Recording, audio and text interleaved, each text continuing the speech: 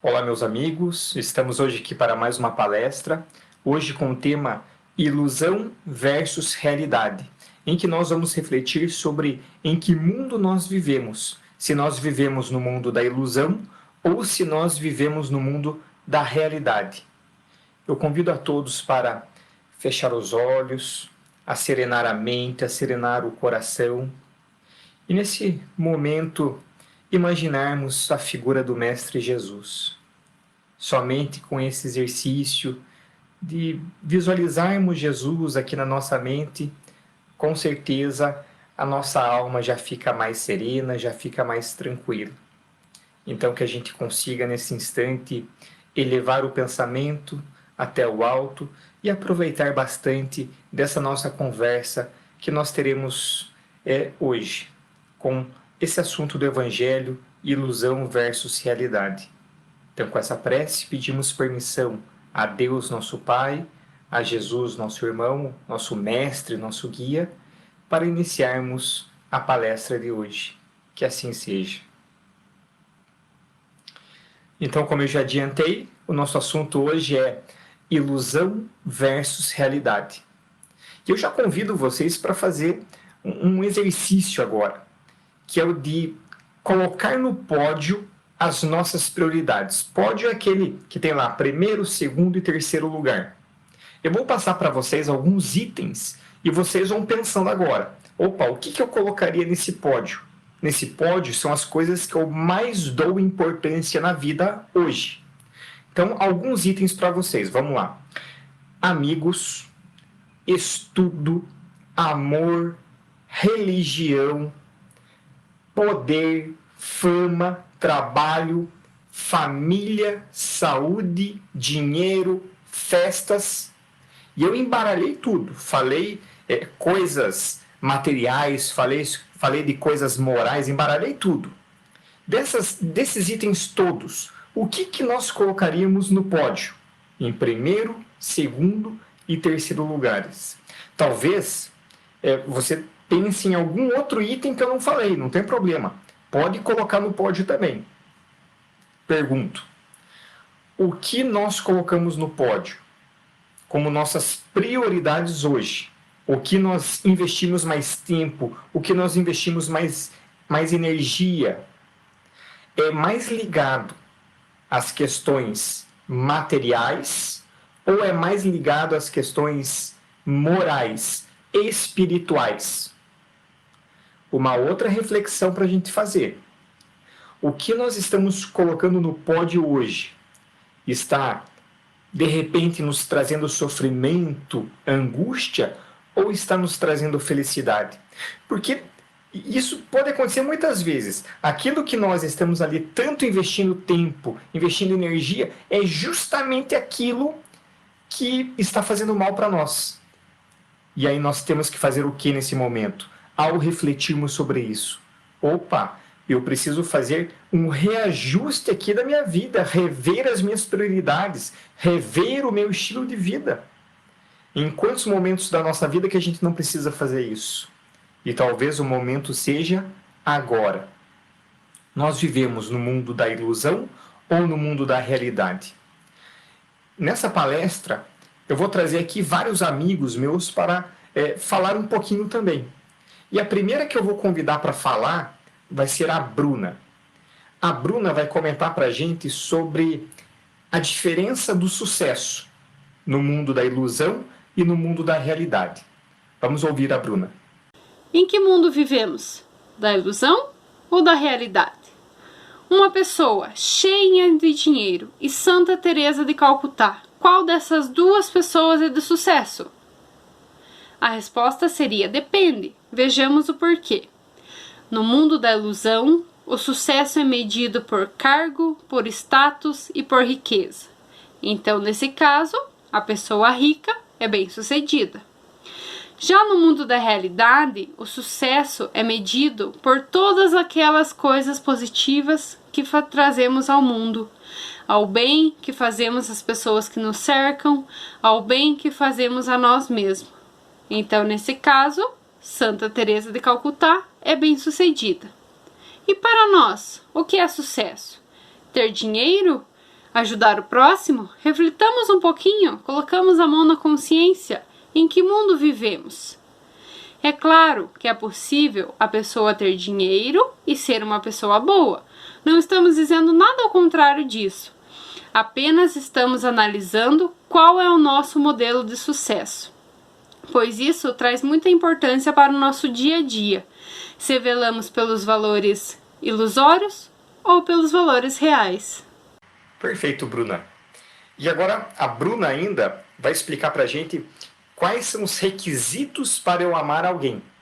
Se uma pessoa briga comigo, é um requisito para eu amar ela? E se uma pessoa me dá um presente, é um requisito para eu amar ela? Como é que funciona isso? Depende do externo ou depende aqui de dentro? Quais são os requisitos para eu amar? Precisamos entender que amar é ajudar e servir ao próximo. O próximo me ajudando é um requisito para que eu o ajude também? No mundo da ilusão, ajudamos apenas por interesse e por conveniência. Já no mundo da realidade, ajudamos o nosso próximo independente de quem seja, independente do que ele tenha feito para nós. E se essa pessoa nos prejudicou? Não interessa, devemos ajudá-las também, porque o meu comportamento para com ela não depende do comportamento dela para comigo. Isso quer dizer que não importa o que ela tenha feito para mim, seja bom, seja ruim, eu devo retribuir sempre com o bem. E agora eu convido o Arthur para explicar para a gente quem que é mais importante que quem no mundo da ilusão e como é que funciona isso no mundo da realidade. Quem é mais importante? No mundo da ilusão, pessoas com classe são consideradas ricas e mais importantes.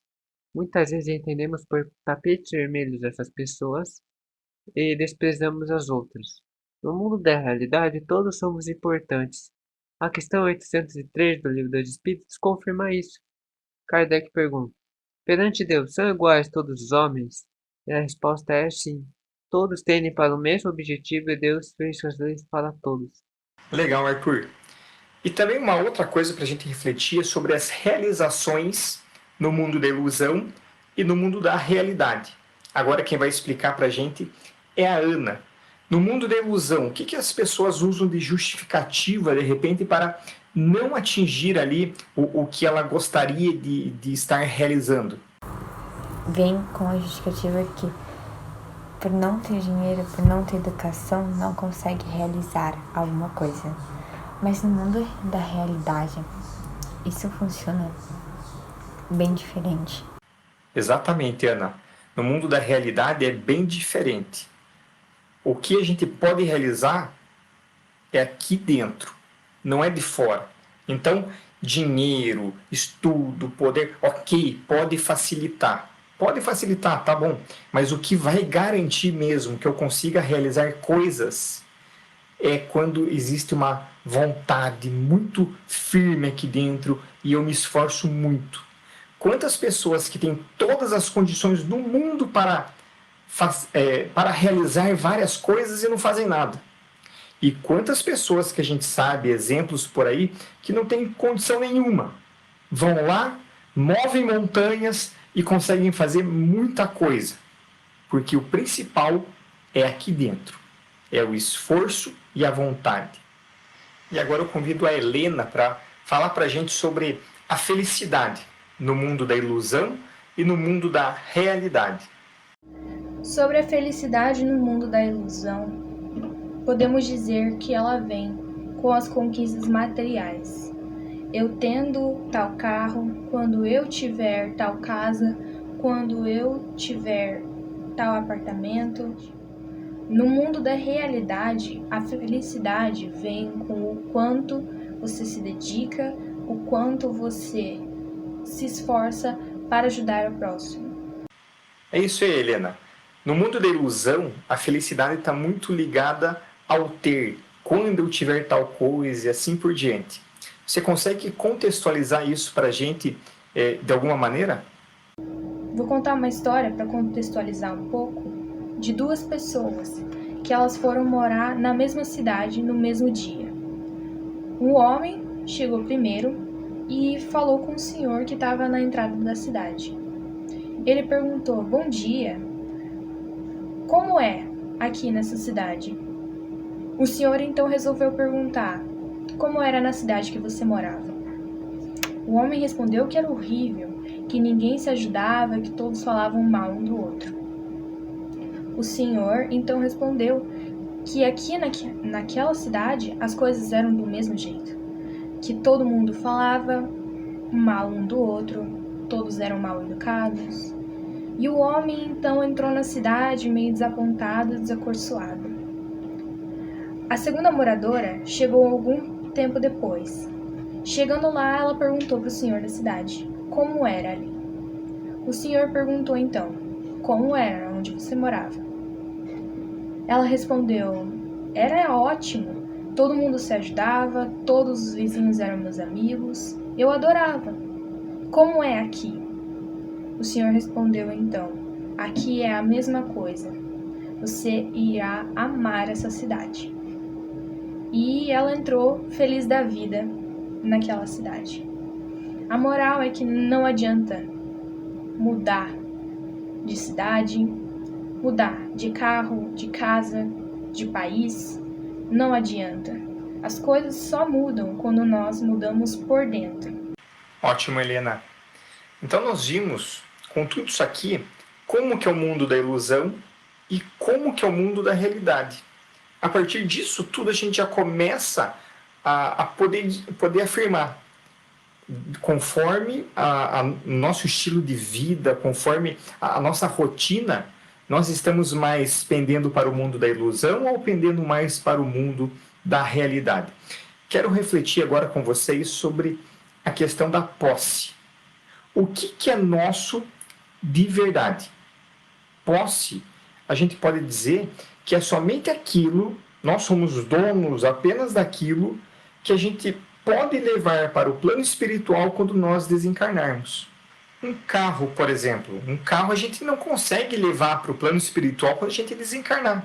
Ou seja, um carro acaba sendo um usufruto da nossa parte. A gente está utilizando o carro agora durante essa nossa encarnação. Mas não é posse nossa, não. Já a nossa inteligência, a nossa sabedoria, o que quer que seja, que a gente consiga levar para o plano espiritual quando a gente desencarnar, isso é uma posse nossa. Tem uma historinha bem interessante de um viajante. Ele ia para diversos lugares do mundo inteiro. E ele viajou, foi até um determinado local que tinha uma montanha e lá em cima uma casinha. Ele subiu essa montanha, ele gostava muito da aventura, chegou na casinha e foi visitar o senhor que morava naquela casinha. Era uma casa muito simples, não tinha luxo, não tinha extravagância, não tinha nada disso, era uma coisa muito simples.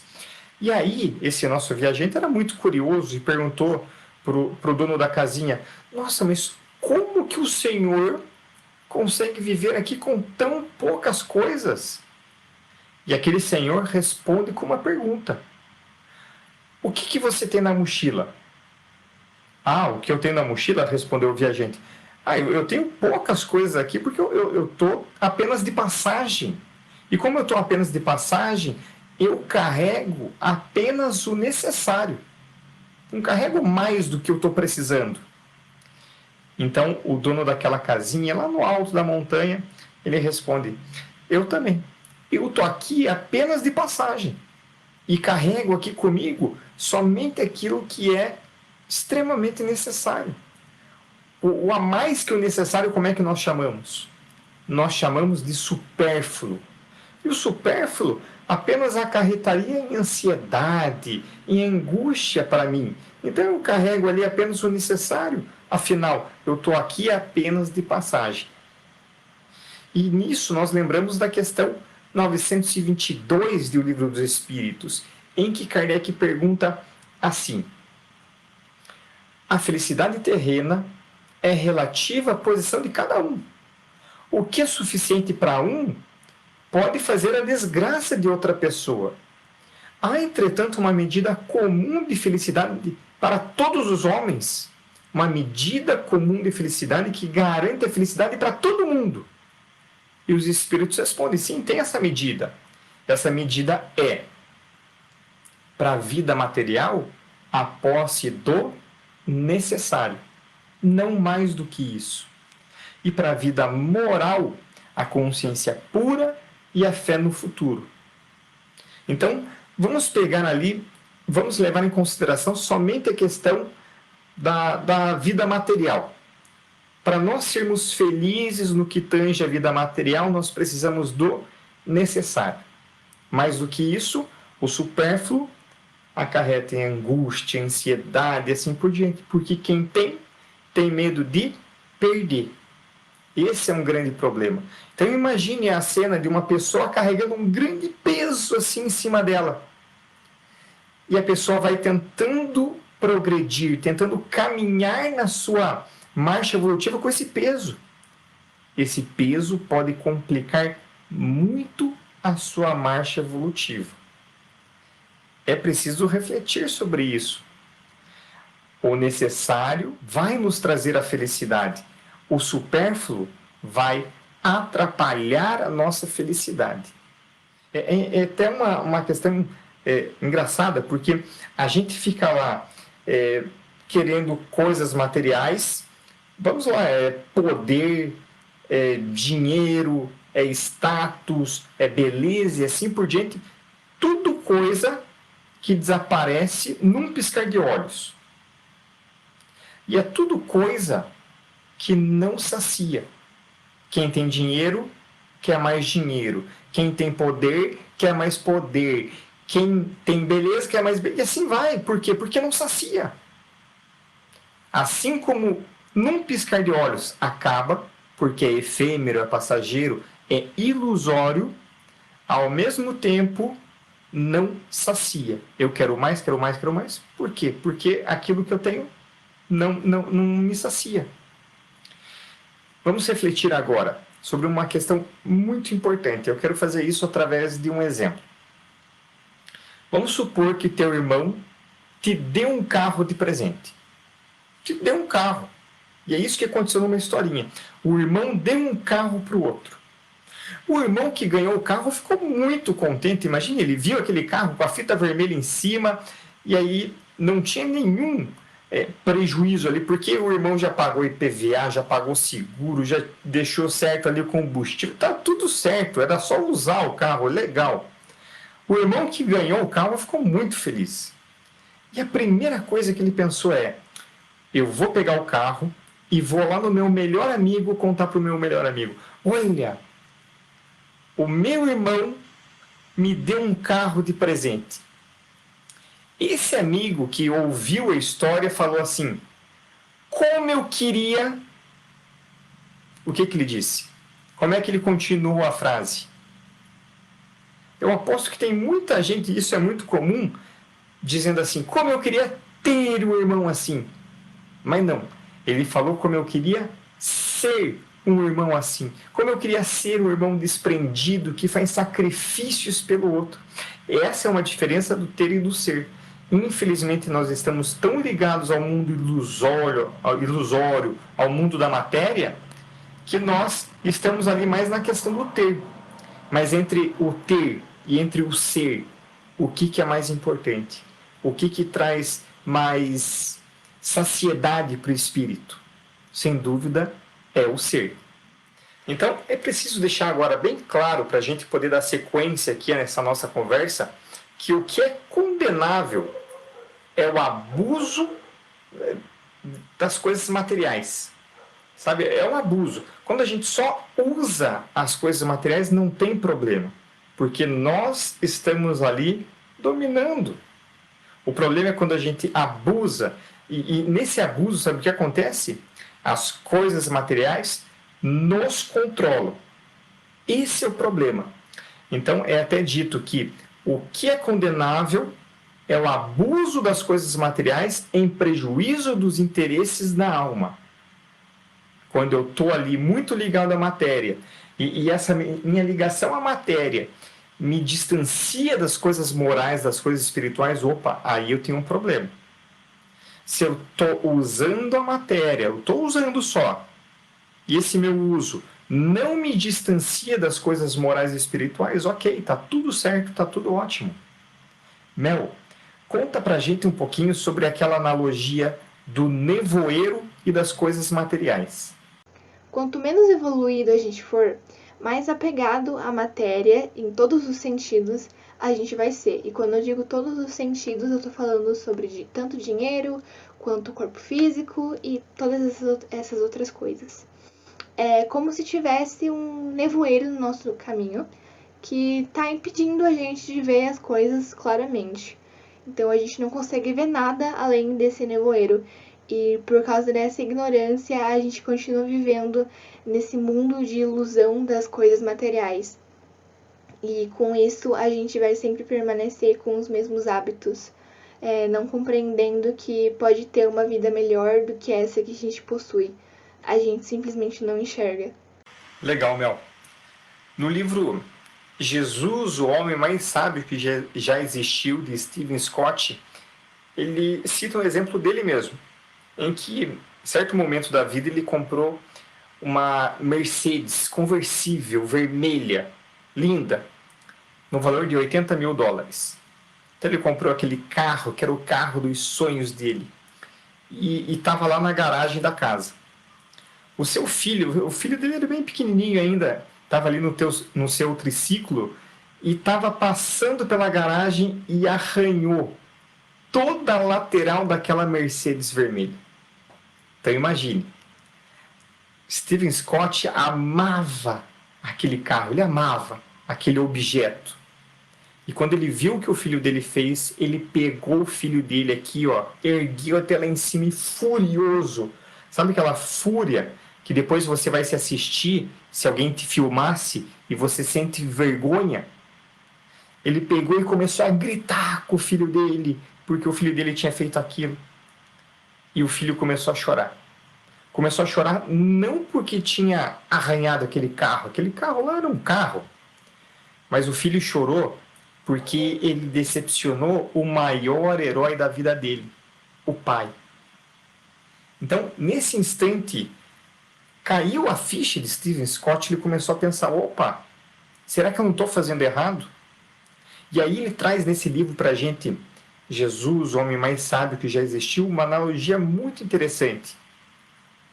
Infelizmente, a maioria das pessoas hoje em dia amam coisas, usam pessoas. E isso é completamente errado. Isso é completamente equivocado. Nós precisamos amar pessoas. Acabou. Usar coisas. Acabou. Não podemos ficar amando coisas. As coisas foram feitas para serem usadas. E ponto. Se a gente usa coisas, tá tudo certo. Amar coisas é um desperdício de afeto, é um desperdício de tempo, de energia, do que quer que seja.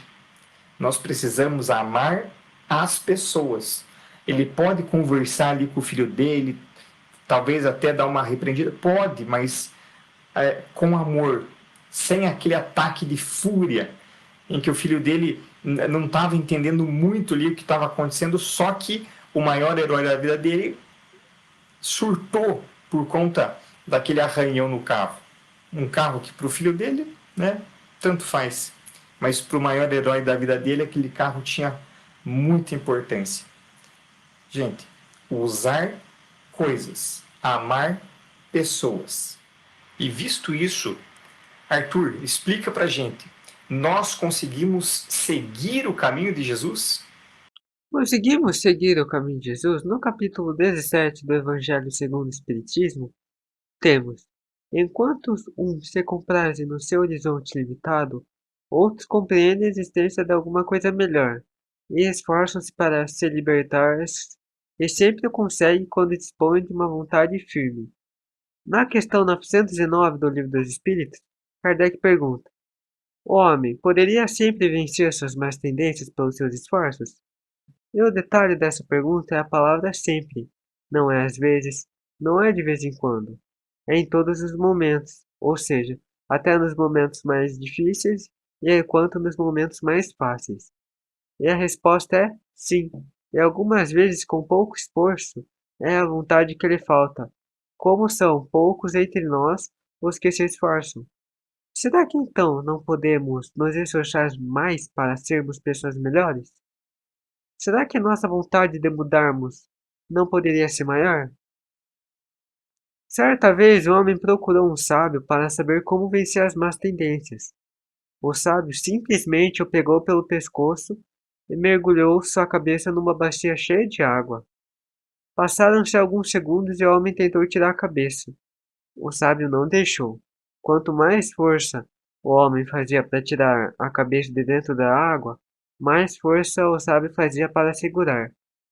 O homem foi se sufocando e então fez muita força para tirar a cabeça. Até foi mais força do que o sábio conseguiu fazer para segurar. Com isso, conseguiu tirar a cabeça dentro da água. O sábio respondeu: quando tua vontade de tirar a tua cabeça for maior que a minha de segurar, você conseguiu. Por exemplo, hoje, meu ciúme é grande e minha vontade de vencê-lo é pequena. Não vencerei o ciúme, porque o meu ciúme é maior do que a minha vontade, e com certeza não conseguirei vencê-lo. Esforço e vontade é a chave para a nossa mudança. E como anda a minha vontade ou meu esforço para de fato seguir Jesus? E o que nós achamos dos ensinamentos de Jesus? Eu vou pegar só uma frasezinha aqui de Mateus 5,44, em que nós temos assim: Jesus também disse: amai até os vossos inimigos, bendizei os que vos maldizem. Sabe aquela pessoa que tá te caluniando? Fala bem dela. Sabe a pessoa que você não gosta tanto? Ama ela. Fazei bem ao que vos odeiam. A pessoa que te tenta prejudicar de todas as maneiras, dá outra face e faz o bem para ela.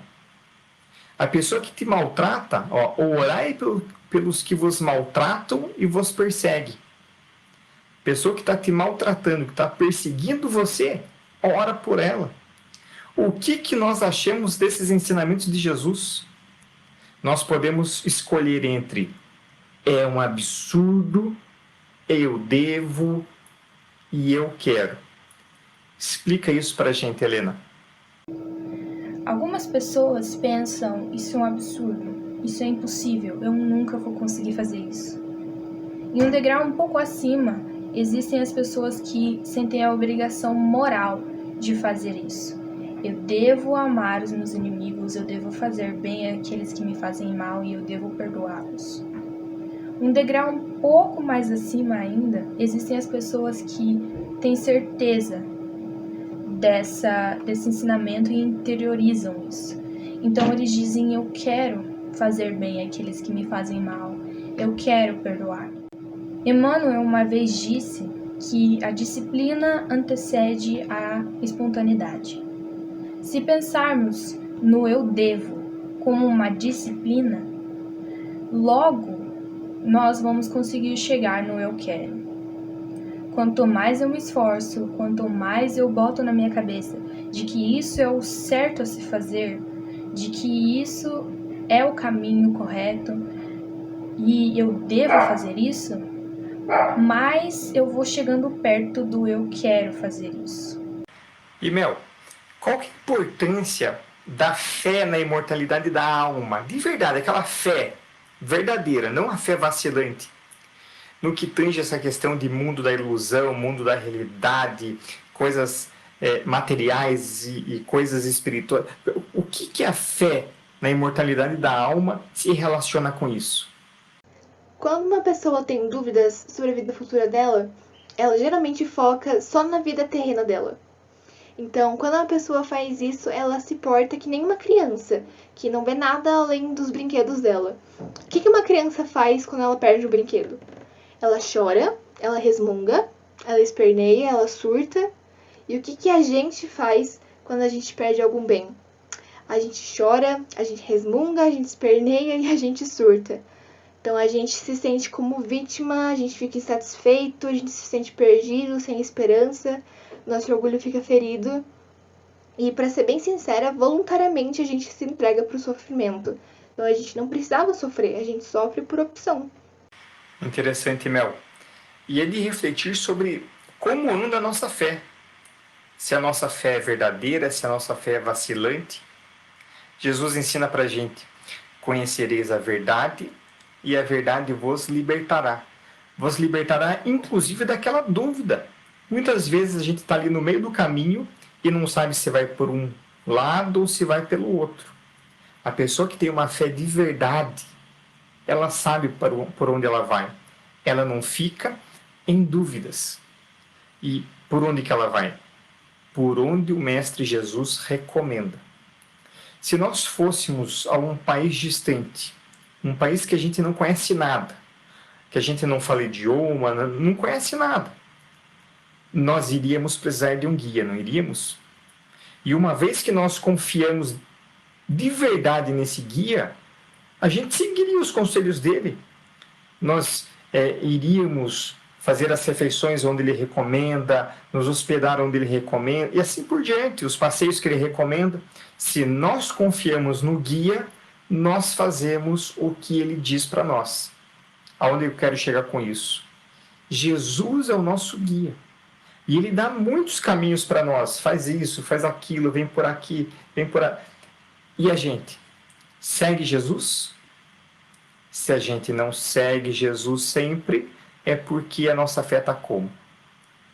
Quando nós vamos no médico, uma vez se nós confiamos no médico, a gente segue tudo que ele prescreve para nós, não segue? Ele prescreve tal medicamento, a gente vai lá, toma tal medicamento e está confiante que vai se curar com aquela receita. Jesus também dá uma receita para nós, da cura do nosso espírito, dar a outra face, amar o inimigo, resignação, desprendimento dos bens terrenos, e assim vai. Uma vez que nós confiamos em Jesus e confiamos em sua receita, a gente segue ela à risca. Então, para refletirmos sobre a nossa fé. E Jesus, ele faz igualzinho o GPS. O GPS não obriga a gente a seguir uma determinada rota. Não obriga. O GPS recomenda um caminho. E quem vai decidir somos nós. Com Jesus é a mesma coisa. Ele recomenda um caminho.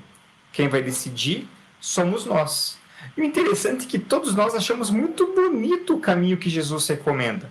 Achamos que perdão é muito bonito, resignação, desprendimento dos bens, tudo é muito bonito, mas e o seguir?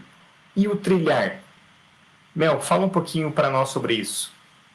Quando a gente lê o Evangelho, a gente geralmente acha tudo muito bonito. A gente olha para o Espiritismo e a gente acha uma religião muito bonita. Isso é exatamente como sentar no início de uma estrada e ficar olhando, admirando a placa que aponta a direção do destino que a gente tem que chegar. Então, só admirar essa placa não vai fazer a gente chegar lá, né, onde a gente precisa ir. Não vai fazer a gente progredir. E é preciso você levantar e chegar até lá, né? É preciso a gente trilhar esse caminho. Allan Kardec, ele ensina a gente que de nada adianta crer se a crença não faz com que dê um passo adiante na via do progresso e não o torne melhor para o próximo. E aí é o seguinte, todos nós, sem exceção, nós conhecemos os ensinamentos de Jesus. Praticamos? Aí vai de cada um. Nos esforçamos para praticar? Aí vai de cada um. Lembrando aquela recomendação que está no Evangelho. Aquele que conhece os ensinamentos, mas não coloca em prática, é como a pessoa que constrói sua casa na areia. Vem a chuva, bate o vento, o rio transborda e a casa da pessoa acontece o quê? Desmorona e cai. A pessoa sofre. A pessoa padece. Quantas pessoas que nós não vemos por aí numa situação dessa no nosso dia a dia? Já a pessoa... e o grande cuidado é para que essa pessoa não sejamos nós. Porque conhecimento do que devemos fazer temos. E aí a gente fica construindo a nossa casa na areia. E tem a pessoa que conhece os ensinamentos e se esforça para praticar. É a pessoa que está construindo sua casa na rocha. A base é firme, a base é sólida.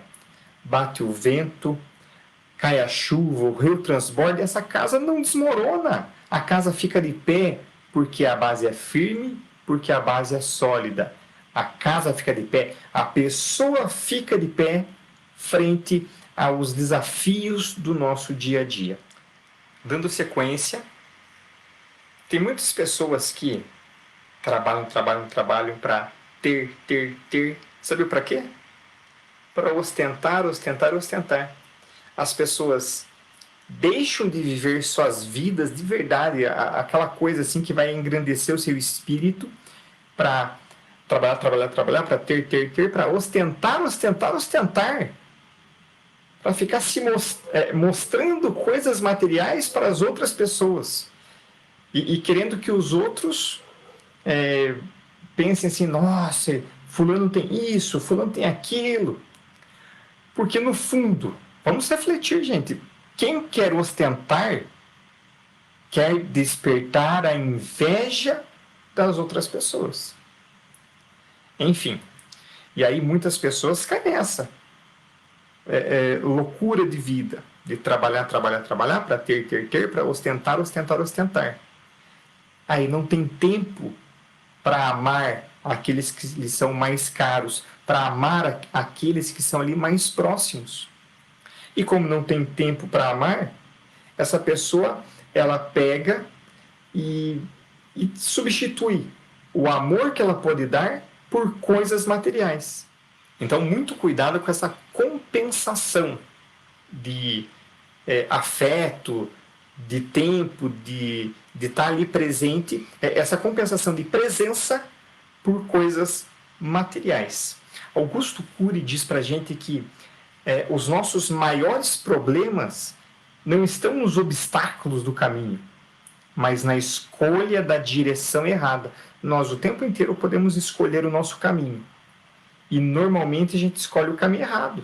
A gente pode escolher a porta estreita ou a porta larga. Normalmente vamos pela porta larga, que tem muitos obstáculos. E a gente segue por essa porta. Cheio de obstáculos, a gente tropeça, a gente sofre, a gente padece e assim por diante. Olha o que eu vou falar.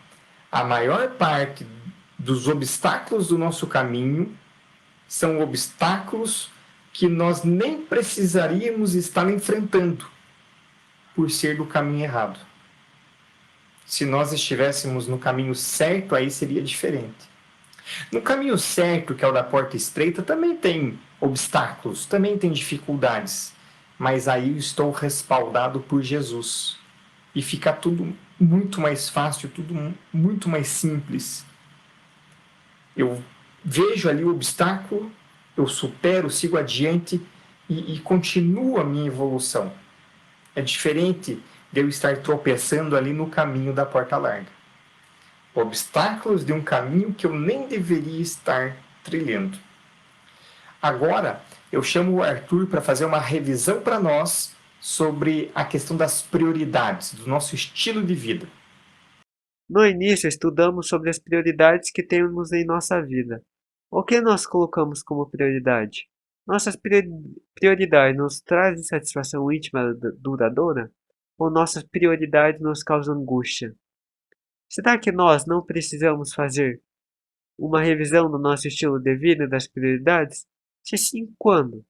No prefácio do Evangelho segundo o Espiritismo, o Espírito de Verdade diz que são chegados os tempos em que todas as coisas hão de ser restabelecidas no seu verdadeiro sentido, para dissipar as trevas, confundir os orgulhosos e glorificar o justo. É chegado o tempo para mudarmos. Então, quando vamos? Estimemos a nossa encarnação em 100 anos. Deste tempo, qual porcentagem passamos vivendo a realidade? Qual porcentagem passamos vivendo a ilusão? Como perdemos tempo com coisas sem importância? Preocupações que nem sequer passam perto de concretizar-se, e sem valorizar o que realmente deveríamos. Coloquemos mais realidade em nossas vidas. Paremos de perder tempo fora desperdiçando oportunidades de evolução. É isso aí.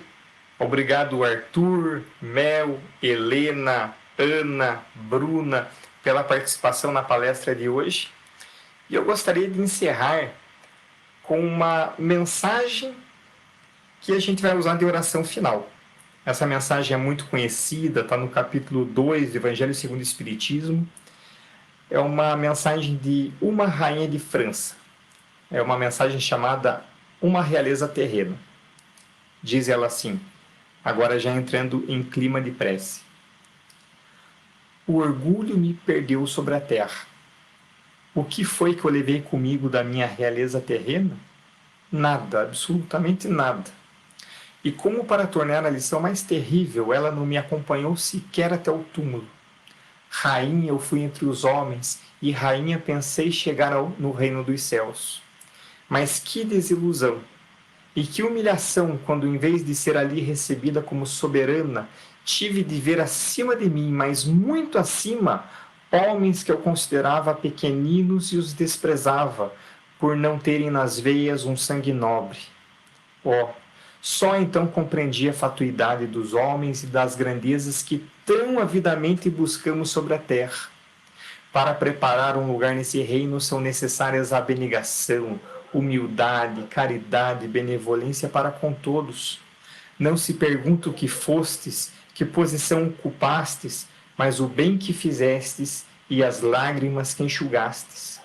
Os homens correm atrás dos bens terrenos como se os pudessem guardar para sempre. Mas aqui não há ilusões, e logo eles se apercebem de que conquistaram apenas sombras, desprezando os únicos bens sólidos e duráveis, os únicos que lhes podem abrir as portas dessa morada. Então, com essa grande lição, nós pedimos permissão para encerrarmos a palestra de hoje. Que assim seja.